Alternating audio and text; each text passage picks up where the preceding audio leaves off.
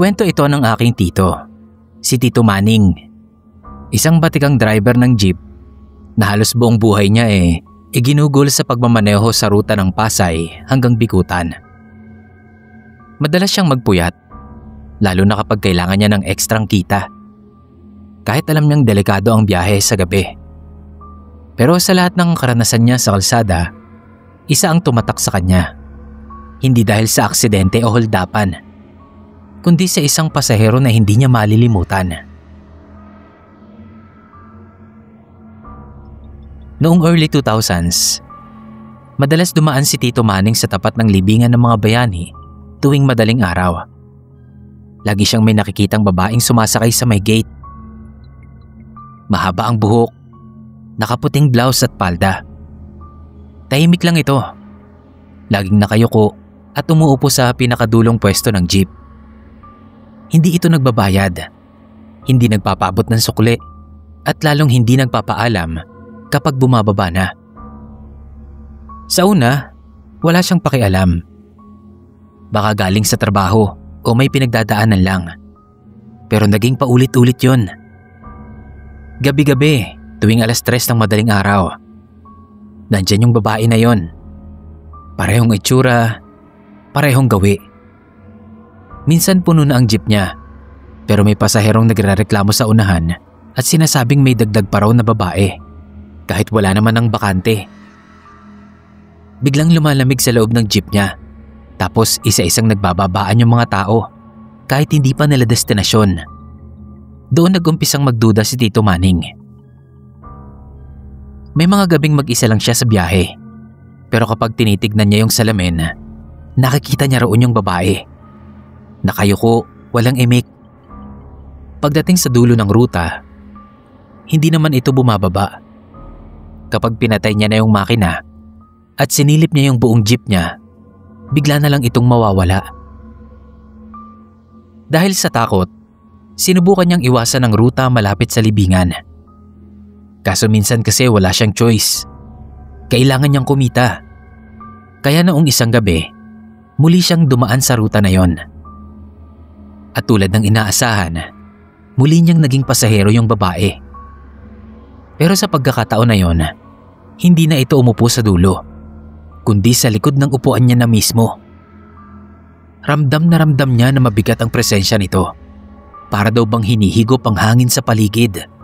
Nanunuot daw sa balat niya ang lamig. Isang araw, may nakausap siyang kapwa driver. Ang kwento nito, meron daw sikat na kwento doon sa lugar na yon. Isang babaeng sundalo ang namatay daw sa aksidente noong panahon pa ng giyera. Hindi na raw natagpuan ang katawan nito at sinasabing hanggang ngayon ay naghahanap pa rin daw ito ng paraan para makauwi sa pamilya niya.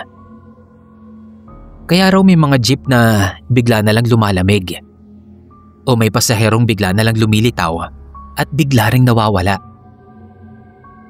Mula noon, tumigil na si Tito Manning sa pagpasada ng hating gabi. Kahit anong pilit niyang kalimutan, may mga gabing nagigising siya sa takot. Para bang naririnig niya ang tunog ng mga tsinelas sa likod ng jeep niya. Para bang may humahabol pa rin sa kanya. Kaya kung sakaling mapadaan ka sa libingan ng mga bayani, lalo na't 10 oras ng gabi, tapos may biglang sumakay na babae sa'yo, na tahimik, nakayuko at nakaputing bestida, huwag mo itong lilingunin. Diretso ka lang. Baka mas gusto niya lang makauwi na kaysa mapansin.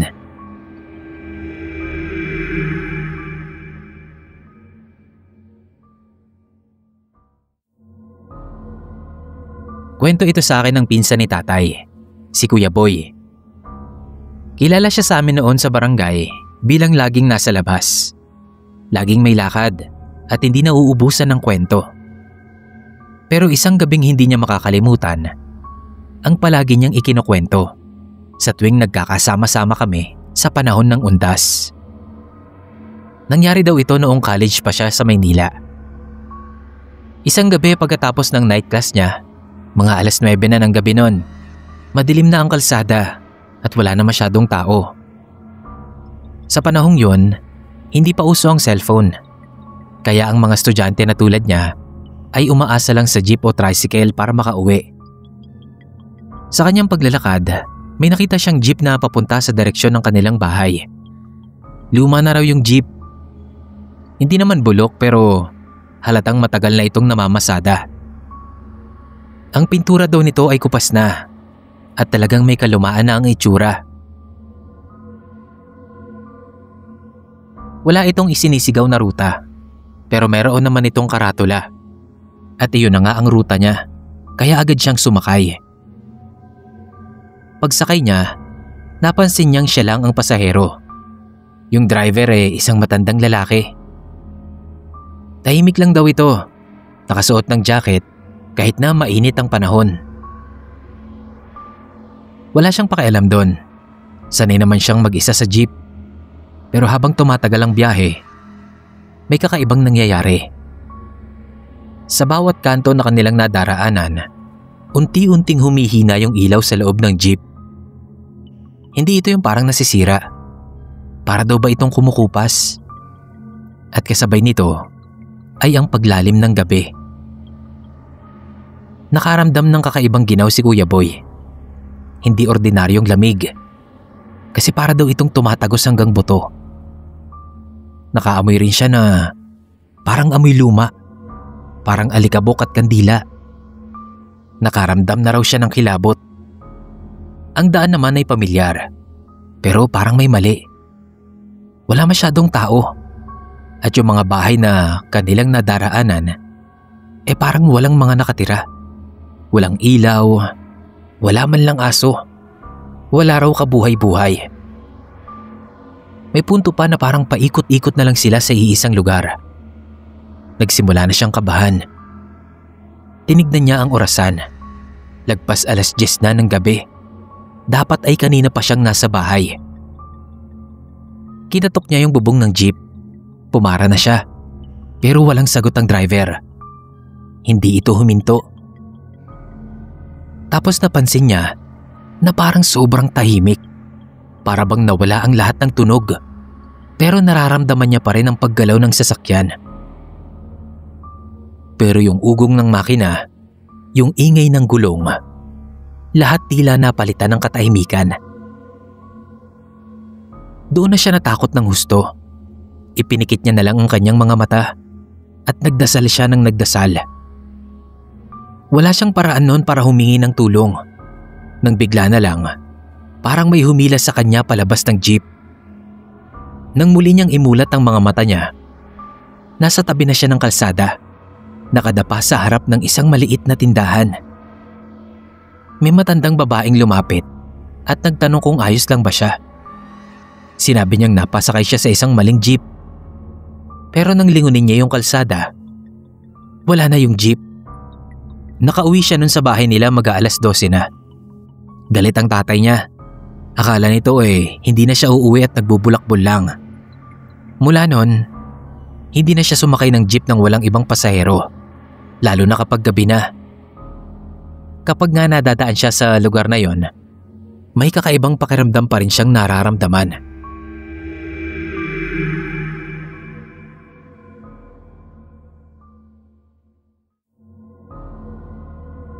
Ako si Jessie.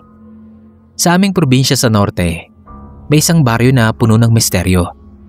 Kapag nadaan ka doon, mapapansin mo ang makakapal na puno at mga damong parang nakabantay sa gilid ng kalsada. Tahimik yung lugar, pero sa gabi, ramdam mo ang kakaibang lamig. Hindi yung lamig na galing sa hangin, kundi para bang may nakamasid sa'yo mula sa dilim. Nung bata pa ako, lagi kaming pinagbabawalan ng matatanda na lumabas ng hating gabi. Lalo na sa may dakong iyon.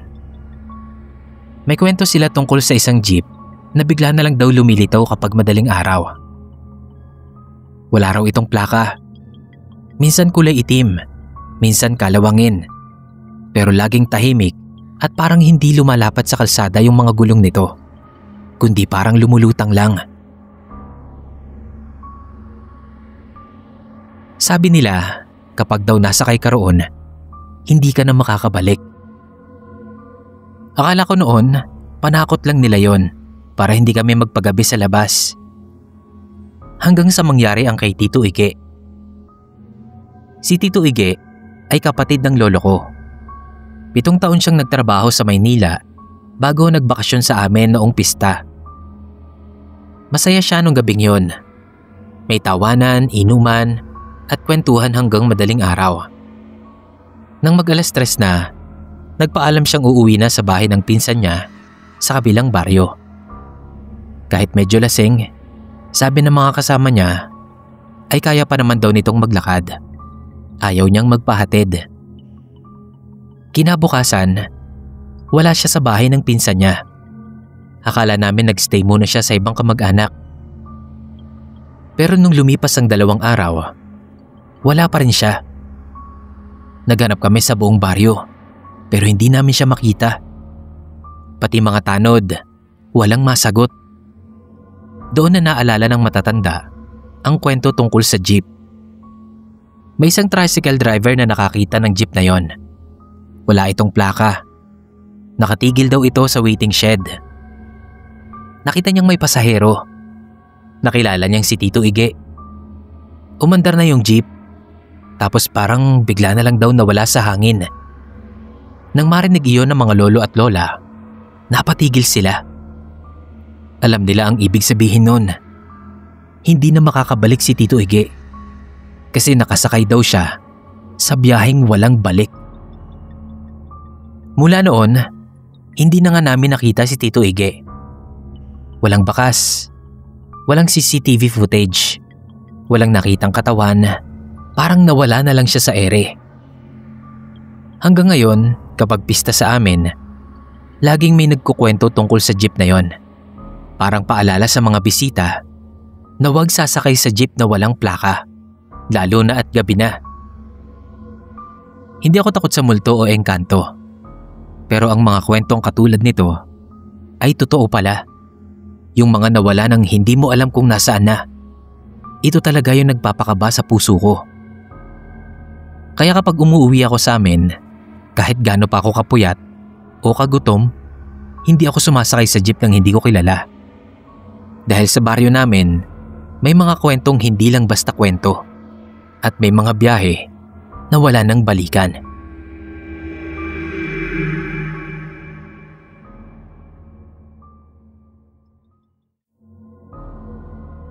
Nung bata pa ako, isa sa mga pinaka-iniingatang kwento sa amin ay yung nangyari kay Tito Arnel noong sumakay siya sa isang jeep sa Tondo. Hindi ko ito naranasan mismo, pero sa sobrang daming beses na itong naikwento sa akin, para bang naroon na rin ako sa biyahe na yon. Sa jeep na kulay berde na may puting guhit, luma at palaging may amoy na sunog na gasolina. Si Tio Arnel ay isang construction worker at madalas umuwi ng hating gabi. Tipid dahil jeep lang palagi ang sinasakyan niya. Karamihan ng mga pasahero sa oras na yon tulog na o pagod. Pero may isang jeep na laging may mga bata.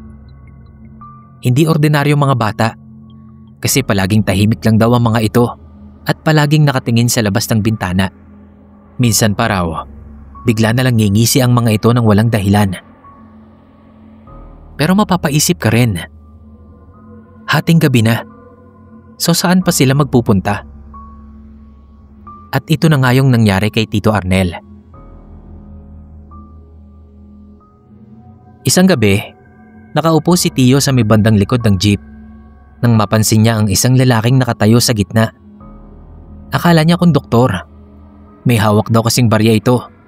Gumagalaw-galaw na parang nangongolekta ng barya. Pero hindi ito nagsasalita.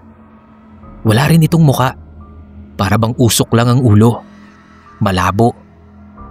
Parang pinunasan. Naramdaman niya yung kakaibang lamig sa likod niya. Alam mo yung pakiramdam na parang may nakatingin sa'yo pero ayaw mong lingunin? Ganun yung pakiramdam niya. Sa peripheral vision niya, nakikita pa rin niya yung konduktor. Pero ang mas nakakagulat daw, tanging mga bata lang ang nakakakita sa kanya. May mga pagkakataong inaabutan nila ito ng barya. At minsan, may isusukli. Isang araw, pag-uwi ni Tio, may nakita siyang 5 pisong papel sa bulsa niya. Akala niya sukli, pero nang tignan niyang mabuti, meron itong maitim at malapot na dugo. Hindi niya alam kung kanino yon o bakit nasa kanya. Pero mula noon, hindi na siya sumakay ulit sa jeep na yon. Nang tanungin niya ang mga kasama niya sa trabaho, may ilan daw na nakaranas din ng parehong bagay. Palaging may kwento tungkol sa mga batang bigla na lang nawawala sa biyahe o yung mga pasaherong nagugulat na lang na may dugo ang sukli nila.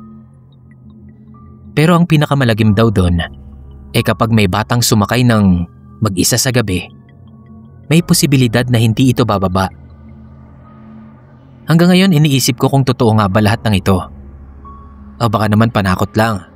O baka may ibang paliwanag. Pero may mga kwento pa rin na may mga batang nagsasabi na may nakasabay silang konduktor na walang muka at lagi raw may baryang may bahid ng dugo. Kaya kapag sumakay ako ng jeep ng gabi at may nakita akong batang mag-isa, hindi ako tumitingin ng diretsyo. Baka kasi sa tabi niya, nandoon pala yung konduktor, nakatayo, naghihintay at walang muka.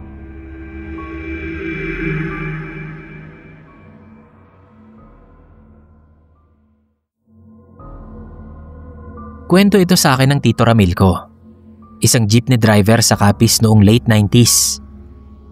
Mga 1997 o 1998. Last trip niya ang alas 11 hanggang hating gabi. Kadalasan wala na masyadong pasahero sa oras na yon. Pero isang linggo, may nangyaring kakaiba na hindi niya malilimutan. Laging may babaeng sumasakay sa dulo ng jeep tuwing hating gabi. Nakasuot ito ng itim, tahimik lang lagi at parang ayaw makipag-usap. Sa una, hindi niya masyado itong pinapansin. Normal lang sa kanya ang mga pasaherong ganon. Pero may isang bagay na hindi niya maalis sa isip. Yung amoy nito. Hindi daw ordinaryo yung baho. Parang amoy bulok. Amoy patay. Inisip niya raw na baka may naiwang basura sa likod at nabulok na lang ito nang hindi niya napapansin.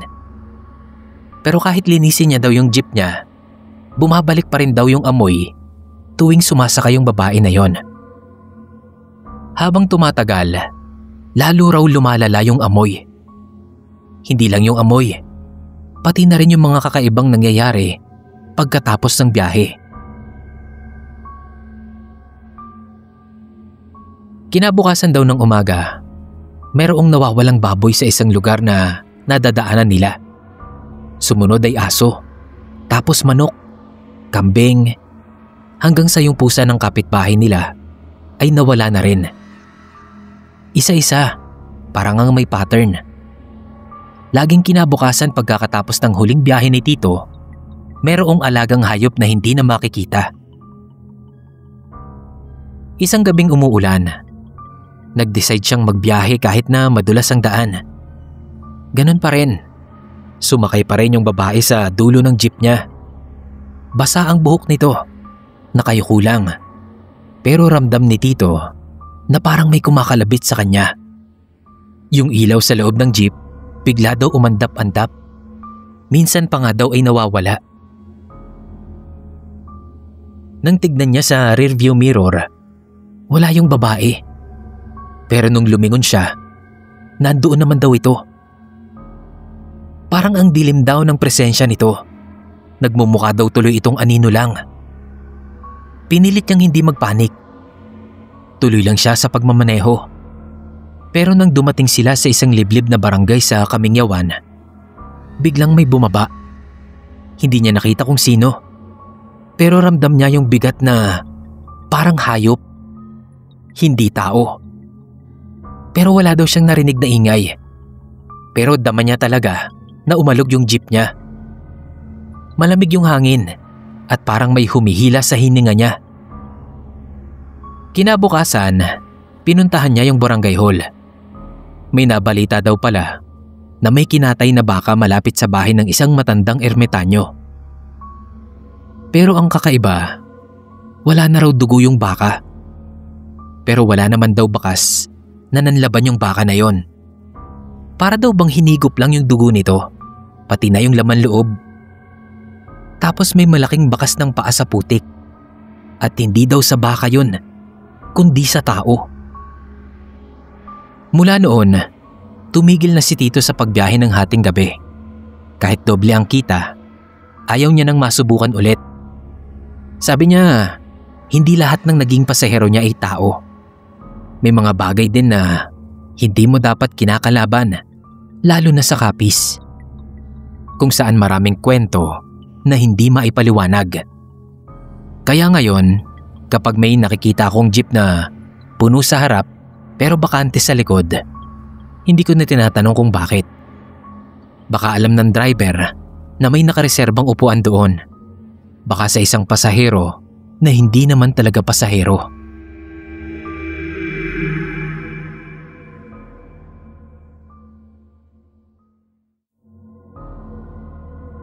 Dati akong isa sa mga taong walang pinaniniwalaang multo.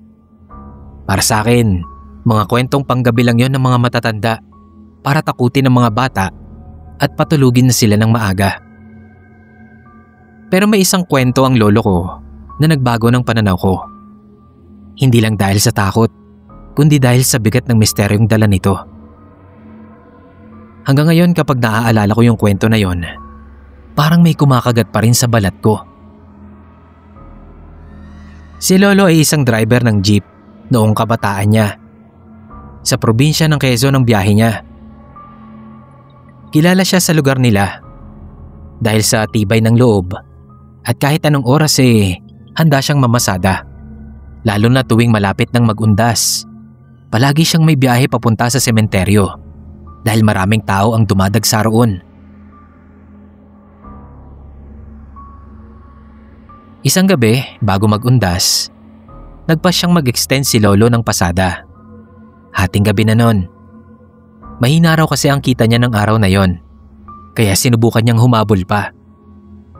Habang pauwi na siya galing sa bayan, may nadaanan siyang isang matandang babae sa kanto ng daan papuntang sementeryo. Nakaputi daw ito, may panyo sa ulo at may bitbit na maliit na bouquet ng sariwang mga bulaklak. Hindi mukhang pulubi pero mukhang malungkot ang mga mata nito na parang may gustong sabihin. Kahit na medyo malayo pa ang sementeryo, huminto si Lolo. Walang salitaan, tahimik lang na umupo yung matanda sa pinakadulo ng jeep. Normal naman sa kanya ang mga pasaherong ganon, lalo na't malapit na ang undas. Marami talagang gustong bumisita sa mga yumaong mahal sa buhay. Pero habang nagpapatuloy ang biyahe nila, bigla raw niyang naramdaman ng lamig. Hindi ordinaryong lamig ng gabi, kundi parang may humawak daw sa kanya mula sa loob. Malamig, basa, at parang may umiihip sa batok niya. Nung malapit na sila sa sementeryo, huminto na si Lolo para ibaba yung matanda. Pero nang lingunin niya, wala na raw ito. Akala niya bumaba na ng hindi niya namamalayan. Pero imposible naman. Siguradong mapipilayan yung matanda. Bukas ang ilaw sa loob ng jeep niya at tahimik ang paligid. Wala rin siyang narinig na yabag at pagbaba.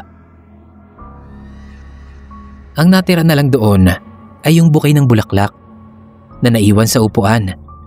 Sariwa pa ang mga bulaklak na yon. Mabango, pero may kakaibang dating. Parang hindi dapat ito nandoon. At yung lamig, hindi agad nawala. Tinignan niya ang paligid.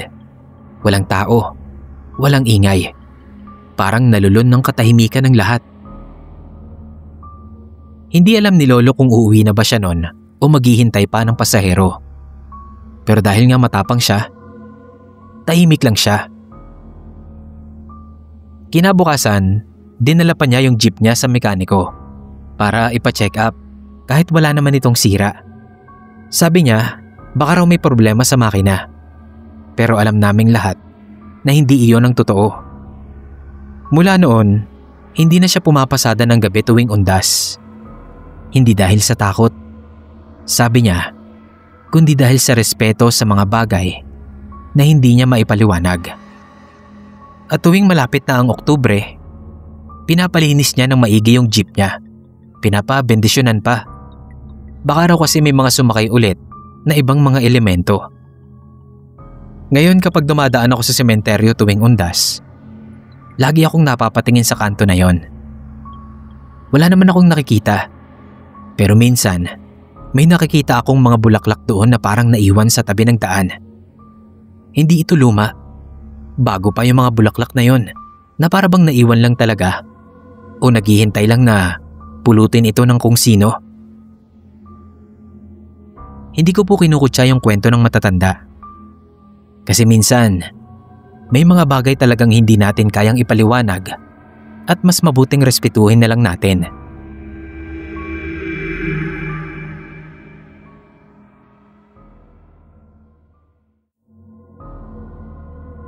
Naalala ko pa nung high school kami. Summer break noon at wala kaming magawa. Bigla na lang nagaya si Lester, isa sa mga tropa ko, na mag-overnight sa San Pedro. May kamag-anak daw siya doon at may lugar na pwede kaming tambayan. Walang nagdalawang isip sa amin, sumama agad kami. 4 kaming magkakasama noon. Ako, si Lester, si Jim at si Carlo. Wala pa kaming kotse noon kaya commute lang kami. At sa totoo lang, iyon ang una't huling beses na sumakay ako sa jeep na yon. Galing kami sa Calamba. Sumakay kami ng jeep papunta sa Dolores, Laguna. Sa unang tingin pa lang, may kakaiba na. Kupas na yung pintura ng jeep. May mga bitakang mga bubong at parang may mabigat na amoy sa loob. Pero dahil sanay na kami sa mga sira-sirang jeep, hindi na namin pinansin yon. Ang weird lang kasi, tahimik lahat ng pasahero. Walang nagsasalita, walang nagkukwentuhan, pati yung driver. Parang robot. Hindi lumilingon, hindi rin nagtatawag ng pasahero. Nagsimula kaming magduda nang mapansin naming paikot-ikot lang yung jeep. May isang tindahan na 3 beses naming nadaanan. Tinanong ko si JM kung napansin din ba niya yon. Tumango lang siya, tapos hindi na kami nag-usap. Pero ramdam naming lahat na may mali na talaga. Mainit sa loob, pero hindi yun normal na init lang. Parang kulob, parang nasa loob ka ng kawaling may takip. Walang kahangin-hangin, kahit bukas na bukas naman yung mga bintana. Doon na nagpanik si Carlo. Sinubukan niyang buksan yung pinto sa likod, pero parang nakakandado ito. Kahit sipain namin, hindi bumubukas. Yung ibang pasahero, biglang nagkagulo na rin. Merong parang biglang hinika, humihinga ng mabilis. May mga nagsuka, pero yung jeep tuloy pa rin sa pagpapatakbo. Parang walang katapusan. Sa gitna ng kaguluhan, napansin ko yung isang matandang babae sa dulo. Hindi ko siya nakita agad, pero nang mapansin ko siya, parang siya lang yung hindi apektado sa nangyayari. Nakaupo lang siya, nakapikit, pero parang may nadidinig akong bulong. Hindi ko maintindihan kung saan galing. Tapos bigla siyang nagbukas ng mga mata niya at yung tingin niya, grabe, parang galit na galit. Doon ko naalala yung kwento ng kuya ko tungkol sa isang jeep sa Laguna na sinasapian daw ng espiritu na galit sa maiingay na bata. Akala ko dati panakot lang yon. Pero nung maramdaman ko yung biglang lamig sa katawan ko, kahit pawisan ako, kinilabutan talaga ako. Para bang may humihila sa amin pababa. Parang ayaw kaming pakawalan. Buti na lang at may tumawag sa driver mula sa labas. Parang tanod o barangay official ata yun. Huminto yung jeep. Parang naputol yung kung anumang sumasakal sa amin. Agad kaming bumaba nun. Hindi na nagpaalam. Basta tumakbo na lang kami palayo. Nang lingunin namin, biglang nawala yung jeep. Tinanong namin yung tanod kung nasaan na yung jeep. Sabi niya, wala naman daw dumadaan doon buong araw. Hanggang ngayon, hindi ko alam kung ano talagang nangyari sa amin noon. Pero magmula noon, Hindi na ako basta-bastang sumasakay ng mga jeep na walang plaka o sobrang luma na. At kahit sabihin mong kwento lang yan, ramdam mo talaga yung takot kapag nandun ka na. Yung pakiramdam na parang may kasama kang nakakulong sa loob at wala ka ng balak na pakawalan.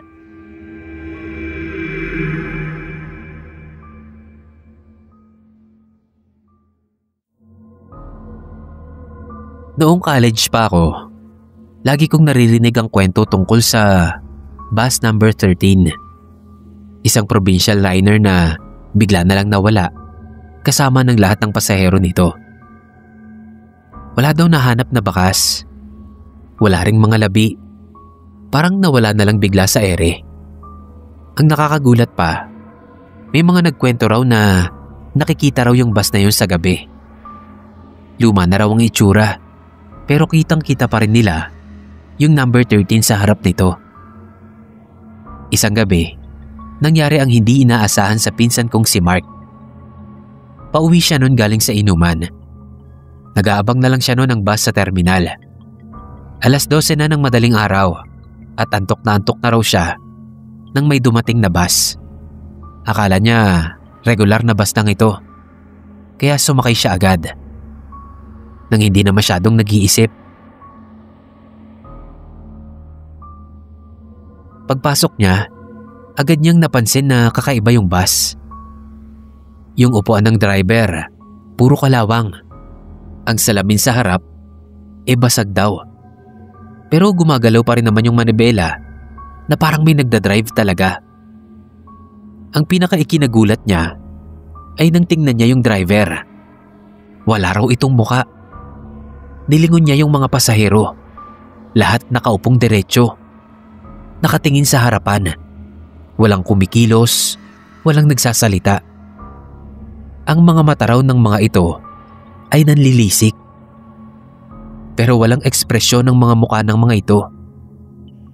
Nang tignan niya sa bintana, napansin niyang walang ilaw ang kalsada. Para ba silang naglalakbay sa gitna ng walang katapusang dilim? Biglang lumamig ang hangin sa loob. Yung pinto sa harap ng bus kusang bumukas. Pero walang bumababa. Parang may naghihintay lang sa labas. Naramdaman niyang may humawak sa kanyang balikat. Mula sa kanyang likuran. Hindi siya lumingon. Kasi alam niyang may masamang mangyayari kung makikita niya kung ano man yon. Nang tumigil ang bus sa sunod na hintuan, mabilis na siyang bumaba.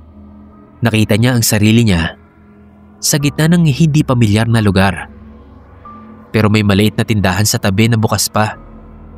Nagulat daw ang Alice sa loob nang makita siya. Tinanong siya nito kung saan siya galing. Kasi parang bigla na lang daw siyang sumulpot doon. Wala naman daw bus na dumadaan ng mga oras na yon. Nang lumingon si Mark, wala na yung bus. Lalo siyang nagtaka nang malaman na ang terminal na pinanggalingan niya ay ilang kilometro pa pala ang layo. Takang-taka siya nun kung paano siyang nakaabot doon kung hindi siya nakasakay ng bus o kung guni-guni lang niya ang lahat ng yon. Mula nun, hindi na siya sumasakay ng bus paggabi. Lalo na kapag may nakikita siyang lumang bus na dumadaan. Tinitignan niya muna yung number bago siya sumakay dito.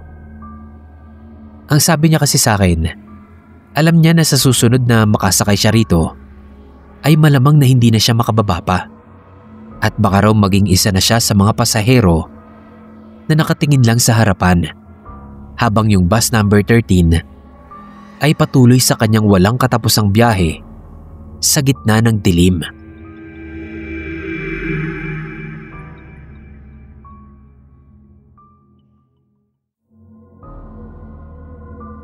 Lagi itong ikinukwento sa akin ng tito ko.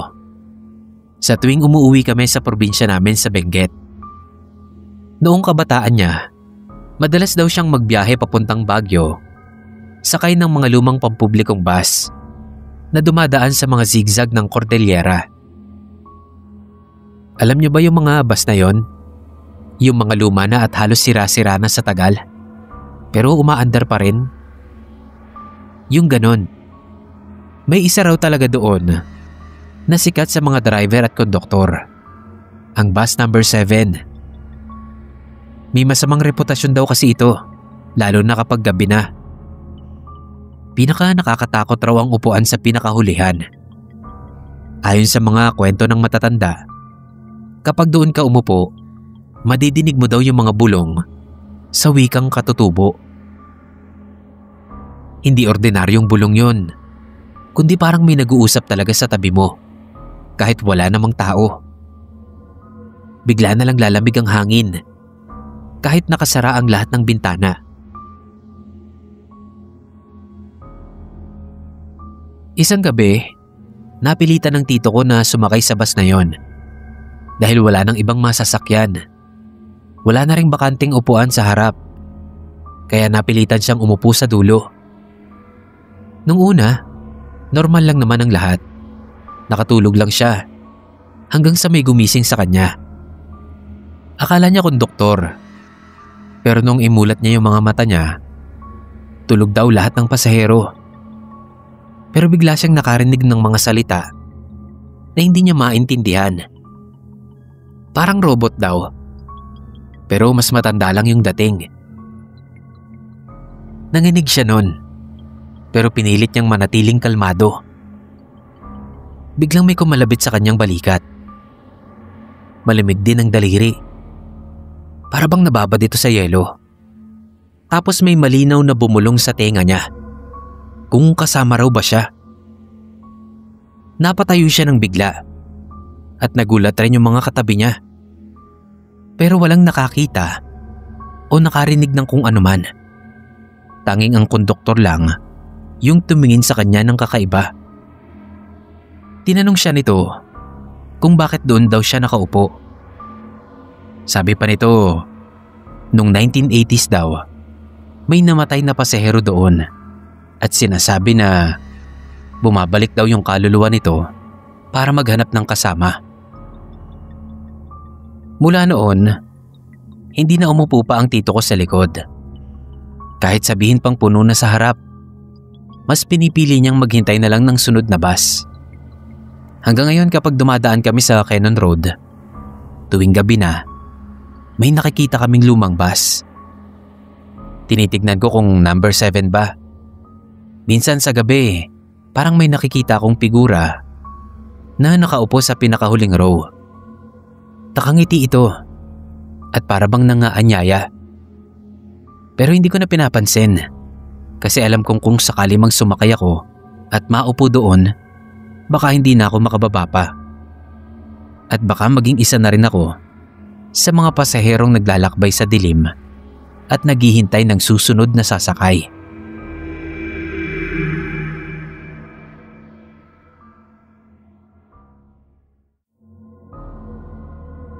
Noong bata pa ang lolo ko, may nangyaring malagim na massacre sa isang provincial bus sa North Luzon.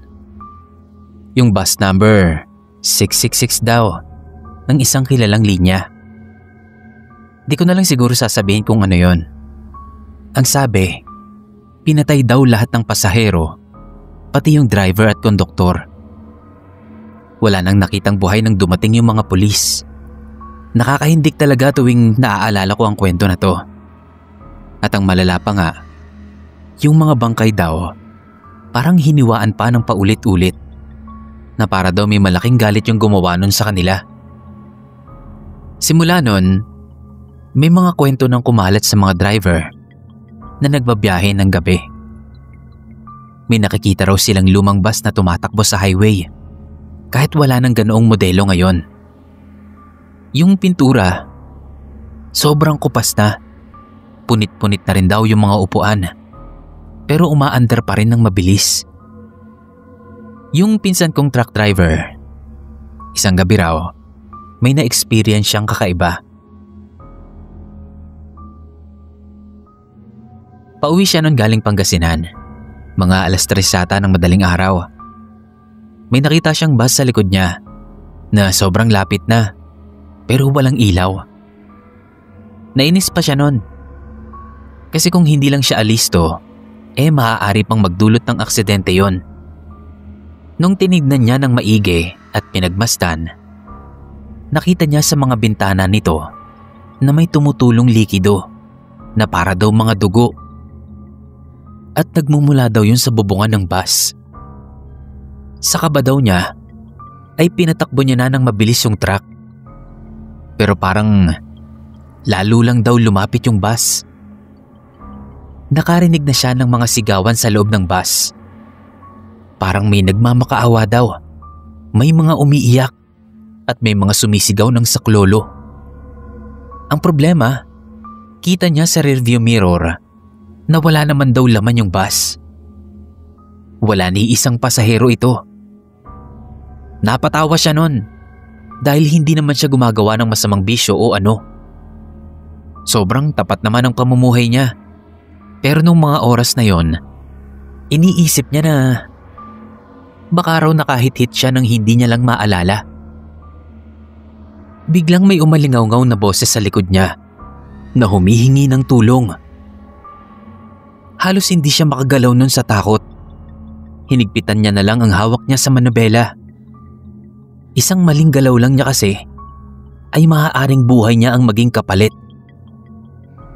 Nang magkaroon na raw siya ulit ng lakas ng loob, lumingon siya. Pero wala na yung bus. Pero kung sa side mirror naman niya titignan, ay nakikita pa rin niya itong nakasunod sa kanya. Pero medyo malayo na ito. Nalagpasan naman daw niya yung pangyayari na yon. Lalo na nung tumawag yung girlfriend niya para mangamusta sa kanya. Minsan kasi ay tinatawagan siya nito para hindi siya antukin sa biyahe. Mula nun, hindi na siya nag-overtime sa biyahe. Alam niya na may mga bagay na hindi dapat nakikita. At naiisip niya rin minsan ang paalala ng mga nakatatanda na kung may makita raw siyang lumang-lumang bus na walang driver at walang mga sakay, lalo na sa gabi, ay huwag niya na itong lilingunin pa. Hindi rin kasi nila alam kung anong mangyayari. Basta ang sigurado, kung may mangyari man, ay hindi ito magiging maganda. Hanggang ngayon may mga nagkukwento pa rin patungkol sa bus na yon. Lalo na kapag malapit na ang anibersaryo ng masaker. Sabi sa akin ng pinsan ko, dasal lang naman daw ang solusyon kapag ganon. Habilin niya yun sa akin. Baka sakali daw na gusto ko rin maging bus o truck driver na gaya niya.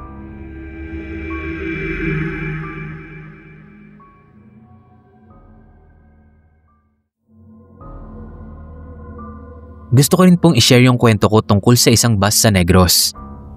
Hindi po ito ordinaryong bus na sinasakyan mo papunta sa bayan. May kakaiba po dito. Parang may nakakatakot na lihim na hindi mo agad mahuhulaan. Nangyari ito sa kaibigan ng tito ko noong early 2000s. Pauwi na sana siya noon mula sa Bacolod, papuntang Kabangkalan. Ordinaryong biyahe lang dapat yon. Pero nung sumakay siya sa isang luma, pero maayos pa namang bus, may naramdaman siyang kakaiba. Ang unang napansin niya ay yung konduktor.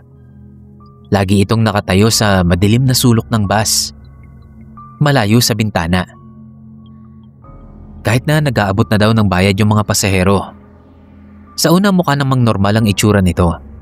Pero habang tumatagal, napansin niyang parang may mali. Yung mga daliri ng konduktor, masyado raw mahaba. Para bang hindi pang tao.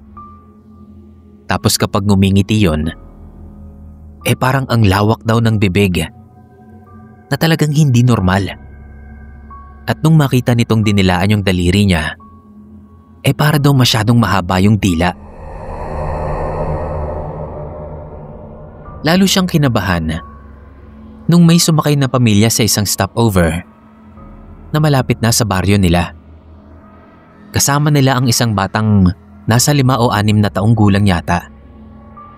Nang makita ng konduktor yung bata, biglang nag-iba ang ekspresyon ng mukha nito. Namilog daw yung mga mata at yung ngiti mas naging malawak pa. na halos abot tenga na raw. Ramdam ng kaibigan ng tito ko ang kakaibang pangamba, pero pinilit niyang wag na lang pansinin yon. Nang huminto yung bus sa sumunod na terminal, bigla na lang nawala yung bata. Akala nung magulang ay bumaba ito. Pero nung tawagin nila, ay wala raw sumasagot. Biglang kumilos ang konduktor. Mabilis niyang isinara ang pinto at pinaandar na ang bus. Parang robot daw yung driver. Wala man lang itong imik at sumusunod lang sa konduktor. Nagtaka yung kaibigan ng tito ko kung bakit walang ibang pasahero na nag-react. Pati yung mga magulang ng bata nanahimik lang kaagad na para bang walang nangyari. Nang tignan niya yung plaka ng bus, walang nakasulat dito. Pati yung pangalan ng kumpanya, parang burado rin. Nang tanungin niya yung ibang pasahero, wala silang maalala tungkol sa konduktor. Para bang hindi nila ito nakita. Kinabukasan, nag-report daw ang pamilya sa pulis na para bang bigla na lang silang natauhan at naalala ang mga nangyari. Pero ang sabi raw kasi, walang record yung bus na sinasabi nila. Kahit sa terminal wala raw. Walang ganoong ruta. Ang mas nakakatakot pa, hindi na nakita ulit yung bata. Hanggang ngayon, may mga kwento-kwento pa rin tungkol sa misteryosong bus na yon. Sabi nila, paminsan-minsan daw ay lumilitaw pa rin ito. Pero iba-iba ang itsura. Minsan luma, minsan naman ay tila bago. Pero iisa ang konduktor. Yung laging nakatago sa dilim. Merong mahahabang daliri at ngiting nakakapangilabot. At kapag may batang sumasakay, paniguradong mawawala raw ito.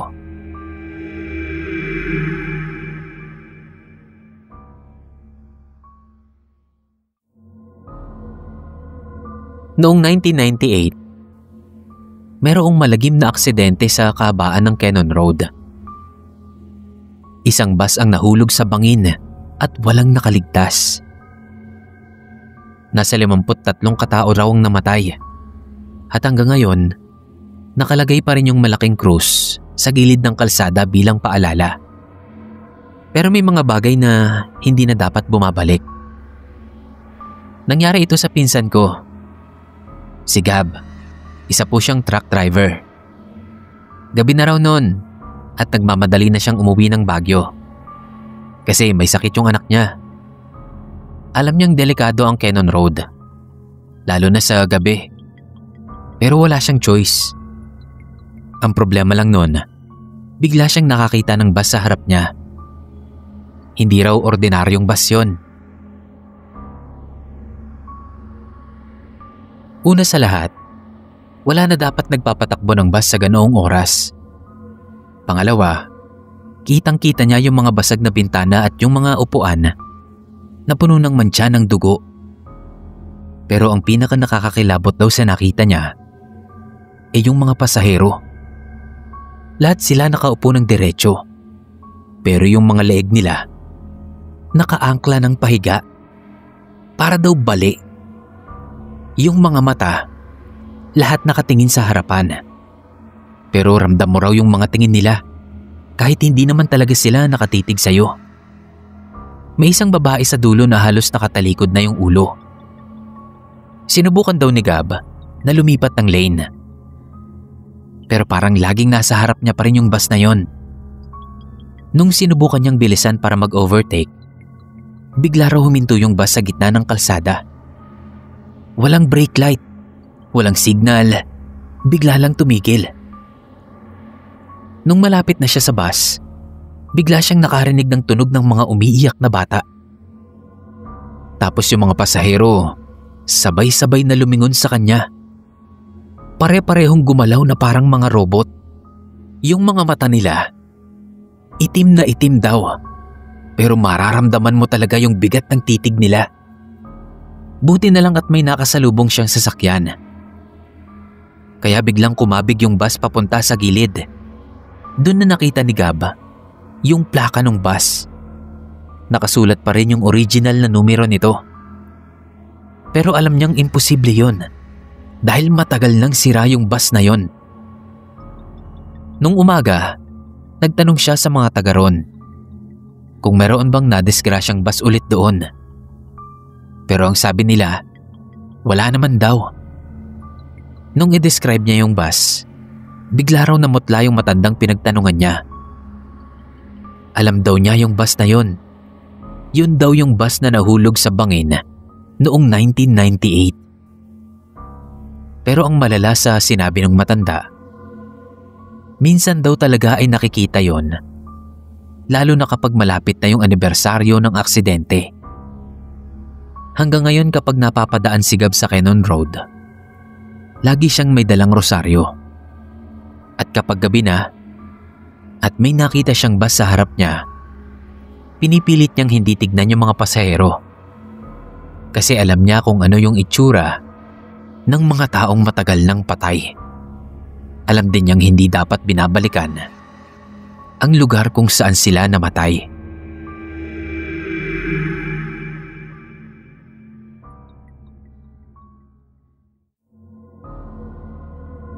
Noong 2012, may nangyari po sa akin. Tawagin niyo na lang po akong Dominic. Pauwi ako noon ng Pampanga.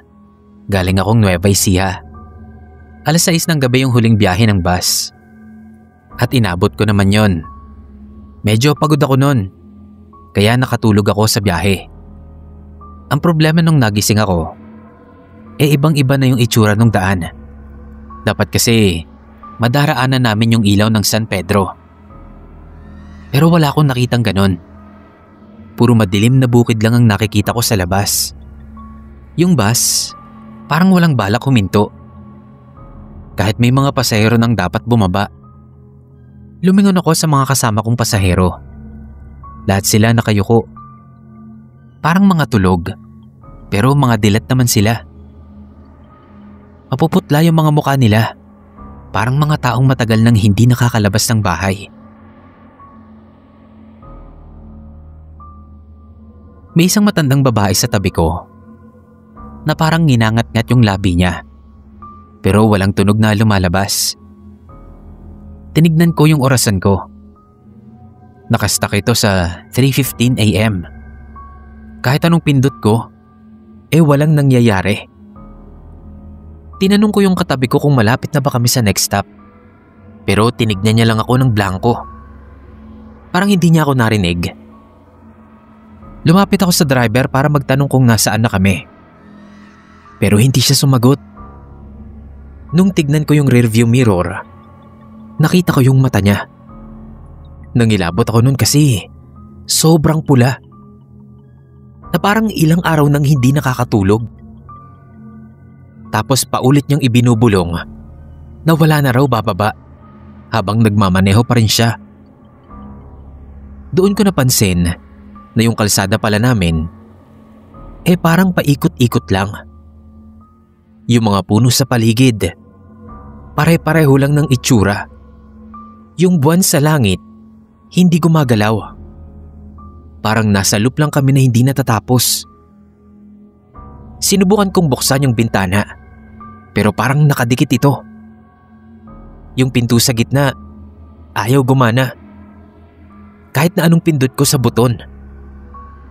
Nung tumingin ako sa likod ng bus, nakita ko yung ilang mga pasahero na tahimik na umiiyak. Yung mga luha nila, parang tubig lang na walang kulay. Tuloy-tuloy lang na umaagos. Bigla kong naalala yung balita noong 2009 tungkol sa bus na nawala sa Nueva Ecija. 5 araw daw bago ito natagpuan. Pero wala nang laman. Yung mga pasahero at driver, hindi na nakita. Sabi ng mga matatanda doon, naligaw daw yung bus sa lugar na hindi na mapapanahon. Hanggang ngayon iniisip ko kung anong nangyari sa akin noon. Basta nagising na lang ako. Nasa kalsada na ako na hindi pamilyar sa akin. Agad naman akong tinulungan ng mga taga ron at dinala sa presinto. Nakatanggap ako ng tawag kinabukasan din nang makauwi ako. At galing yung tawag na yun sa terminal. Sabi nila, nakita raw nila yung bag ko. Nandoon daw ito sa abandonadong bus, sa gitna ng bukid. Pero yung mga pasahero at driver, wala na. Minsan kapag gabi na, may mga dumadaan na bus sa harap ng bahay namin. Napapalingon ako. Baka kasi yun yung bus na nasakyan ko nun. Yung bus na walang hintuan. Yung bus na para sa mga tao na wala nang balak bumaba pa.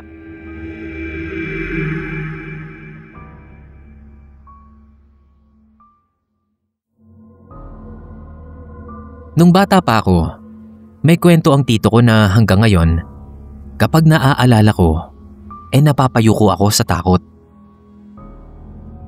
Si Tito Ben, madalas siyang magbiyahe papunta sa malalayong probinsya dahil sa trabaho niya.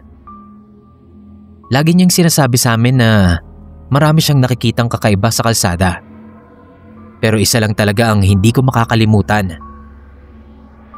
Yung bus na itim. Isang gabi raw, pauwi na si Tito Ben galing Nueva Ecija. Madilim ang paligid at halos wala nang masakyan sa highway. Tapos, bigla na lang daw may lumitaw na isang lumang bus. Kalawangin na ang itsura nito. Wala rin itong side mirrors. At ang mga bintana ay sobrang tinted na halos hindi mo na makita ang loob. Dahil sa pagod niya at wala nang ibang sasakyan, sumakay na lang daw siya doon. Pagpasok pa lang niya, malamig na hangin ang sumalubong sa kanya. Hindi yung bastang lamig lang ng aircon, kundi para daw itong nanunuot sa balat mo. May ilang pasahero, pero tahimik lahat. Walang nagsasalita. Walang tumingin sa kanya man lang. Ang pinaka nakakabahala ay yung driver. Habang nakaupo si Tito Ben, napansin niya na ang driver ay hindi tumitingin sa kalsada. Sa halip nakatingin ito sa rearview mirror. Sa mga pasahero. At nang makita niya ang mga mata nito, nangatal siya sa takot. Itim lang daw yun. Walang puti. Walang ibang kulay. Parang dalawang butas lang sa muka. Sinubukan niyang tumingin sa labas. Pero ang mga bintana parang salamin. Ang nakikita niya lang ay ang sarili niya. Pero kapag gumagalaw siya, parang meron daw delay. Parang may sumasabay sa kanyang galaw. Lalo siyang natakot nang mapansin niyang unti-unting nawawala ang mga pasahero. Isang matandang babae ang biglang nawala sa tabi niya. Walang ingay, walang babala. Parang kinain lang daw ng dilim. Gusto niyang sumigaw. Pero parang may humawak daw sa lalamunan niya. Yung driver, tuloy-tuloy lang sa pagmamaneho. Pero ang itim nitong mga mata, nakatingin pa rin sa kanya sa salamin. Parang nakangisi pa raw ito. Nang malapit na sila sa susunod na bayan, biglang huminto ang bus. Bumukas ang pinto nito.